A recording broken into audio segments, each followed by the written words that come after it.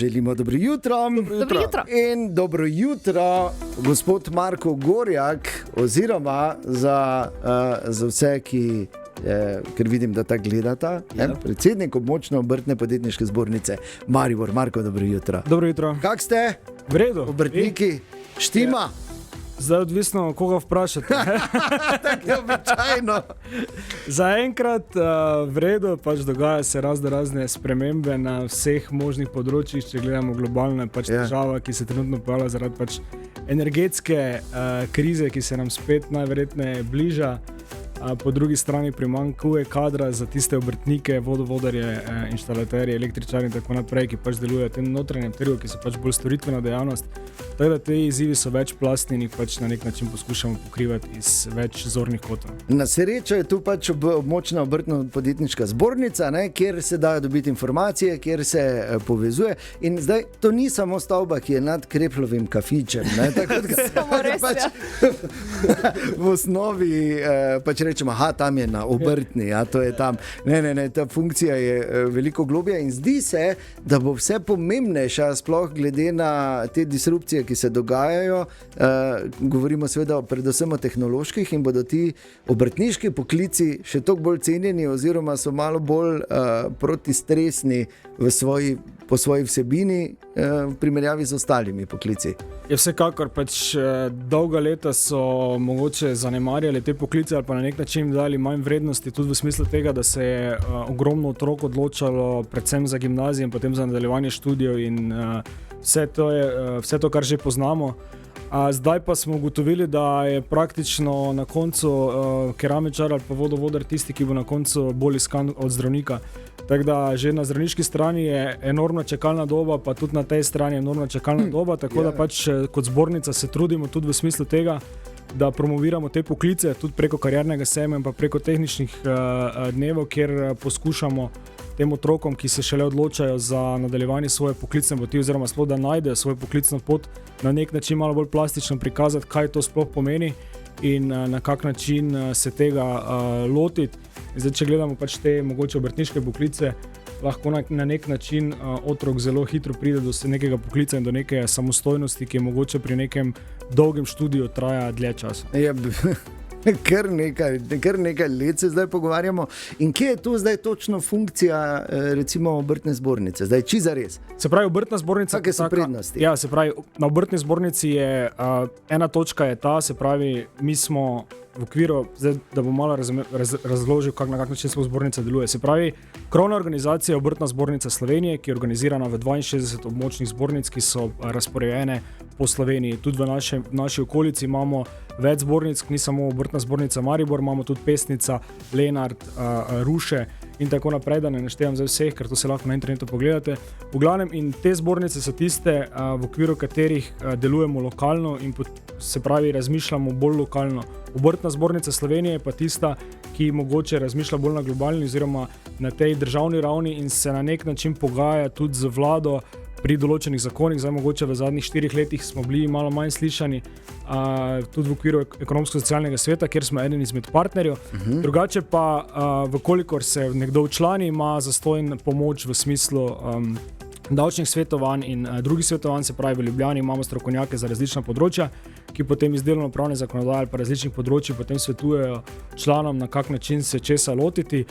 To je brezplačna pomoč, ki jo dajemo. V lokalni ravni organiziramo potem dogodke izobraževanja, kot sem že prej omenil, potem tudi se pravi promocije poklica, tako da na nek način tudi za bodoče, da razmišljamo 10 let naprej, kaj bodo podjetja potrebovala in na nek način promoviramo te poklice, zato da bi na nek način prepričali otroke, da se odločijo za te poklice, ker se že težave pojavljajo sedaj. Smo vstopna točka za prenos lastništva, kajti v Sloveniji vemo, da je velika težava to, da iz generacije v generacijo podjetja vedno težje prehajajo, sploh najtežji prehodi se dogajajo med drugo v tretjo generacijo, kjer je to praktično več kot 70% upad, že iz prve na drugo je približno 50% upad podjetij in to je ravno ta težava, za katero se trenutno območna zbornica najbolj sooča, se pravi, da se več podjetij upokoji kot tistih mladih podjetij, ki bi se pridružilo zbornici, je pa zbornica zelo pomembna, se pravim, zaradi tega, ker smo mi tisti prvi branik obrtništva in podjetništva, ki se nekako zagovarjamo, zato ker ljudje se naj ukvarjajo s svojim poslom, mi pa smo tisti, ki se bomo ukvarjali pa z tem, da spostavimo na nek način, oziroma poskušamo spostaviti pogoje za to, da bo obrtništvo in podjetništvo normalno delovalo. Ja, mislim, edino logično je potem takem, če si obrtnik, da si član območne obrtne podjetniške zbornice, ne samo zaradi vse te pomoči, ampak verjetno tudi networkinga in ne nazadnje vaš slogan pravi, ne, da smo skupaj močnejši. Ja, vsekakor mi pač stremimo k temu, da smo povezani močnejši, imamo tudi nekaj dogodkov, kjer se povezujemo, tudi v smislu, zdaj naša organizacija je organizirana v smislu sekcij, se pravi, mi imamo trenutno 15 sekcij plus eno neuvrščeno, kjer so točno po branžah razporejeni podjetniki in obrtniki in potem se pogovarjajo po nekih težavah, ki so specifične za to branžo. Zdaj zaradi samih odzivnosti, ker pač vemo, da je v tem trenutku vsega preveč, da se podjetniki in obrtniki morajo zelo dosti ukvarjati s svojim podjetjem, sploh zaradi vseh šokov, ki se dogajajo na trgu, bomo v naslednjem obdobju 4 let oziroma že v januarju začeli z reorganizacijo teh sekcij, ki bomo povezovali med sabo, mogoče po podobnosti, ravno zaradi tega, da pridemo do nekih bolj rečemo temu odzivnih enot, celic znotraj zbornice, zato da bo to še bolje in še bolj agilno delovalo kot do sedaj. Tako da ja, vsako leto organiziramo tudi dogodek obrtniki, se pravi zaključni dogodek obrtne zbornice, kjer nagradimo vse te, ki so 10 let na trgu, 15, 20, 30 in tako naprej. Tako da jim damo nekak tudi tako priznanje, in priznanje za to, da vztrajajo na tej poti. In ja, vsako leto tudi nagradimo najstarejšega obrtnika in podjetnika se pravi na slovenski ravni v okviru Obrtne zbornice Slovenije in pa izberemo najobrtnika in pa najpodjetnika leta. Ok, o obrtni zbornici, zakaj je pomembna, smo že ugotovili, absolutno slišali in tudi o tem, o enem izjemno zanimivem projektu, ki se začne 1. aprila, pa to ni vic, z gospodom Gorjakom. V nadaljevanju.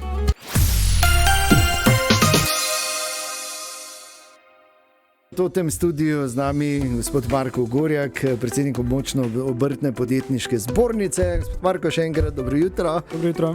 Preden greste dalje reševati zastoje, pa čakalne dobe, pa to, ne, ker so.